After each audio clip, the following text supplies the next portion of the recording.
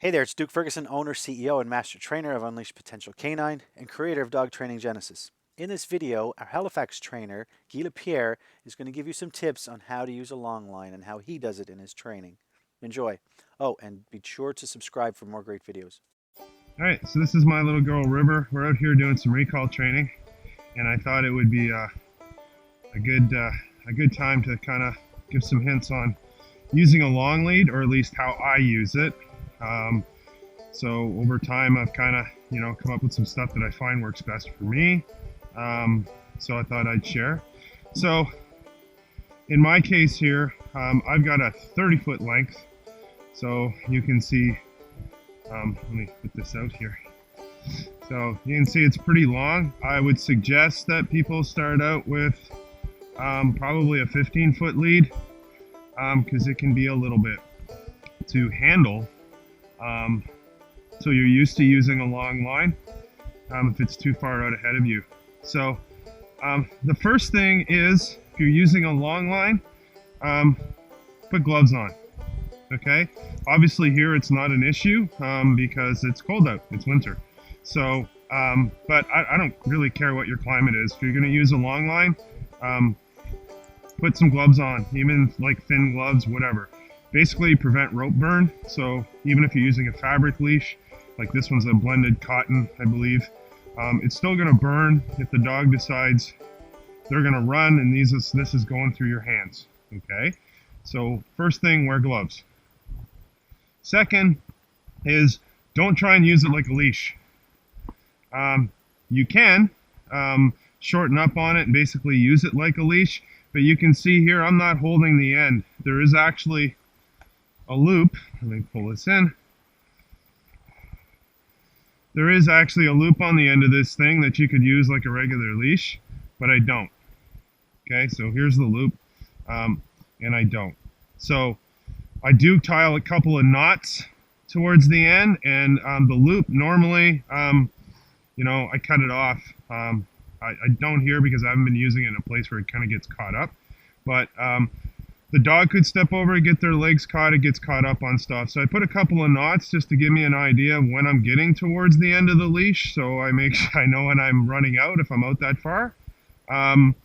So that's something I normally do. You can tape this closed, or basically cut it off and knot it, would be my thing. Okay, so one of the things I want to point out, one of the biggest things in the struggle with leash is happening right now. If you look at River, it's between her legs. Okay, very, very hard to not get her tangled or her tripping up on it, whatever, and that's basically what we want to avoid. River, come, good girl. So what we do is a couple of things, and this is why one of the things you don't really hold it like a leash. So what I do is I always want it up.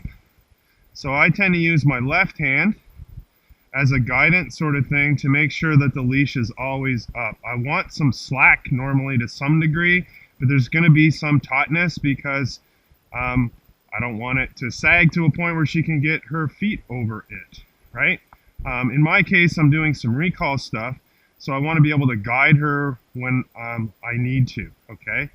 In my right hand, I'm kind of just holding the slack, and I just let the leash drag. So if I actually wanted to walk with her, River, come, good girl, right?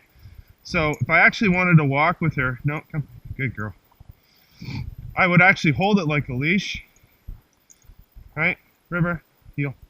Right, I can hold it like a leash and just let it drag behind me. You see that? So I'm instead of having my loop or my thumb in a hole, like a loop kind of thing, like I normally would, I can just grab the leash like this and fold it over. River, heel, good girl, and then I could walk with her. Okay, so you can do it, and then you can let line out when you need to. So I keep this up, so you're kind of doing this sort of thing. So I keep this hand raised, so I can always keep the leash up above her, okay? So if she's just running around, then of course this is basically it. You go around, give her as much line as you want, pull it in when you need to. I just slide it through my hands, so I kind of pull this way, and just let it drag and pull behind me.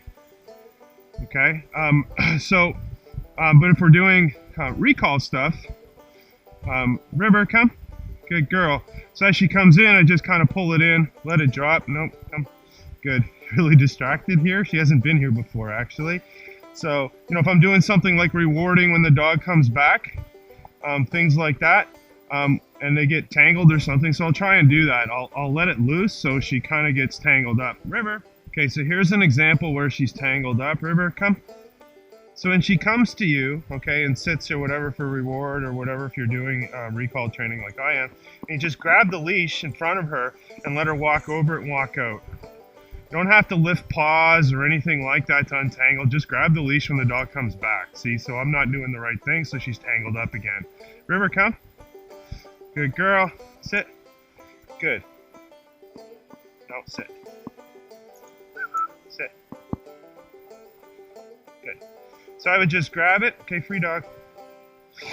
And she'll walk over it and untangle herself. To learn more on how to find an Unleashed Potential trainer in your area, or to learn more on how you can access Dog Training Genesis, check out our website, unleashedpotential.ca.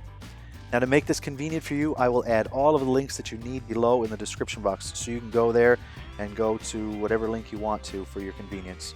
So thank you for watching. Now make sure you subscribe if you want to see more great training videos.